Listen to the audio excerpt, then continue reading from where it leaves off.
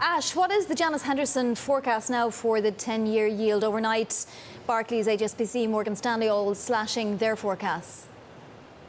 We believe, my group believes that 10-year yield has more risk to the upside than downside, i.e. the 10-year bond has more risk.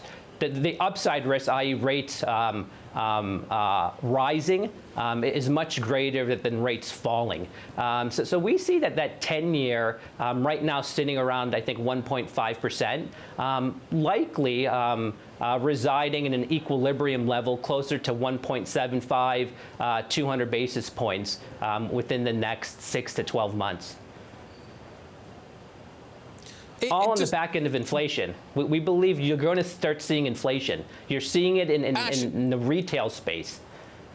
You're the only person, I honestly, I genuinely mean this, and maybe it's because I'm sitting here in Europe, but I don't hear a lot of people talking about upside threats to inflation right now.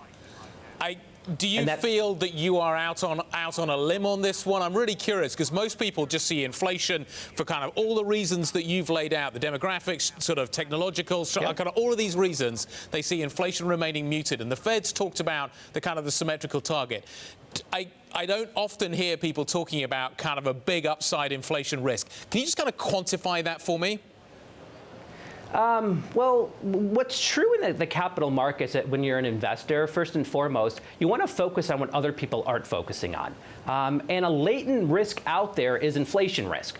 Sure, we haven't seen it in official numbers. Why we haven't seen it while we see it in retail numbers, and I anecdotally can tell you, just from my household, I see inflation. I see prices going up everywhere from the service sector to the product sector. Why that's not filtering into the official numbers, I don't know, and I think it's more of a reflection on the opaqueness of these indices and the difficulty in understanding the makeup of these indices. And so if you look outside of the official price indices, you see inflation.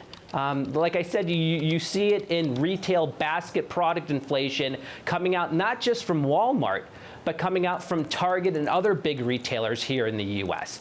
We know tariffs are inflationary. So that's another inflation or pressure or tailwind to inflation. You're seeing it in commodity prices. Oil is up, I think, 13, 14, 15% year to date.